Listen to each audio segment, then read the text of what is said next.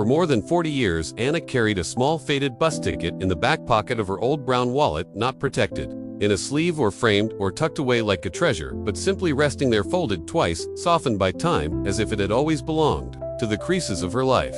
People who knew her never asked about it. They assumed she kept it out of habit, or maybe she was sentimental about small things, but no one imagined the truth behind that fragile piece of paper.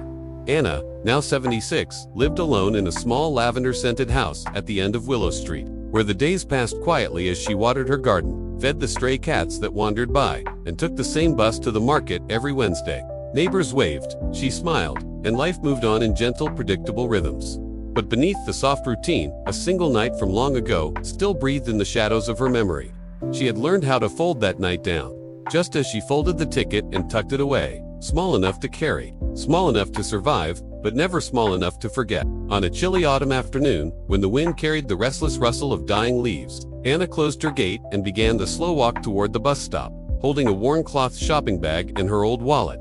The sky was pale and low, the kind of gray that made the world feel quieter than usual. She passed the bakery where the owner always greeted her by name, the park bench where she sometimes sat to rest if her knees ached, and the empty house on the corner that had been for sale for months.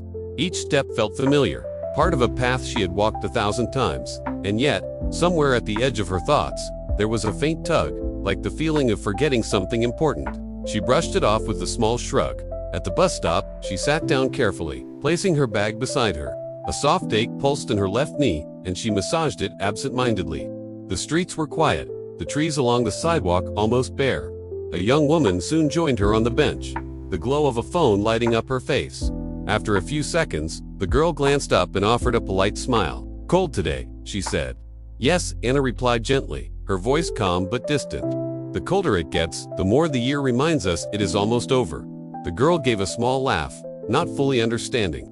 Anna shifted slightly, and her old wallet slipped from her lap and fell to the ground.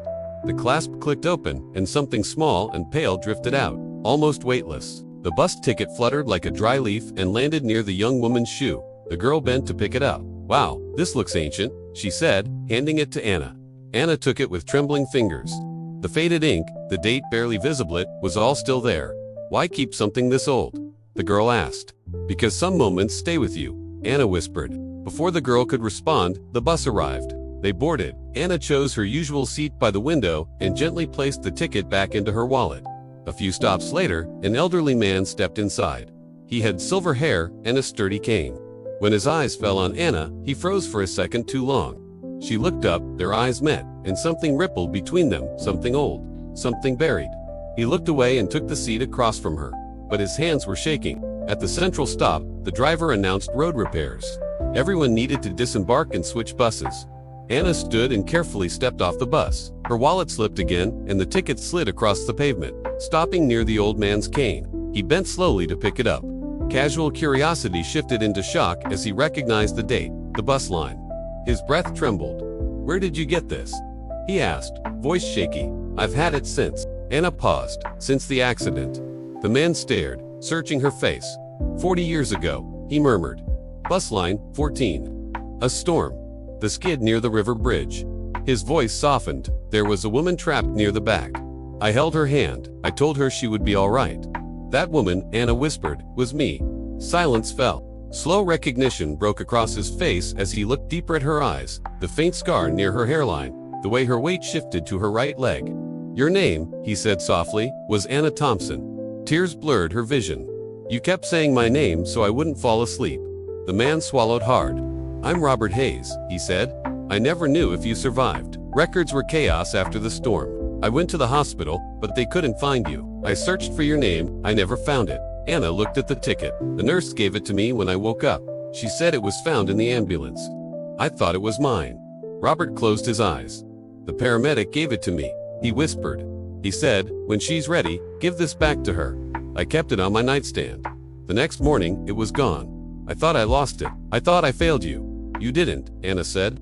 "I kept it safe. All these years, passengers moved around them, but the moment felt untouched." Robert gently placed the ticket into her hand. "There's a cafe across the square," he said softly. "Would you like to talk?" Anna smiled through her tears. "I would." They walked slowly to the cafe. Inside, the warm air smelled of coffee and cinnamon. They shared a small table by the window. Robert told her how he relived the accident for years, how he woke from nightmares hearing glass shatter, how his wife comforted him until she passed away 10 years ago. He spoke of his grown sons, busy with their lives, and how he filled the empty afternoons by sitting at that cafe. Anna told him about her long recovery, learning to walk again, losing her husband 25 years ago, and the quiet house filled with memories and stray cats.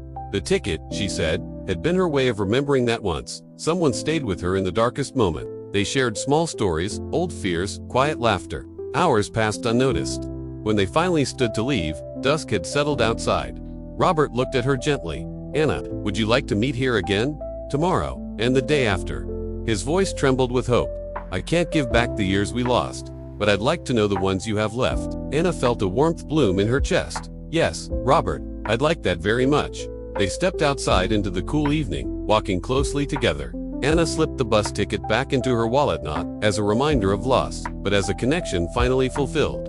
After 40 years, the fragile slip of paper had done its job. It had carried one life back to another. And as they disappeared down the street, leaning gently toward each other, the world went on around them. Boozes arriving, leaves, falling lights flickering in windows, while an old ticket rested quietly in a brown wallet, no longer waiting, simply at peace.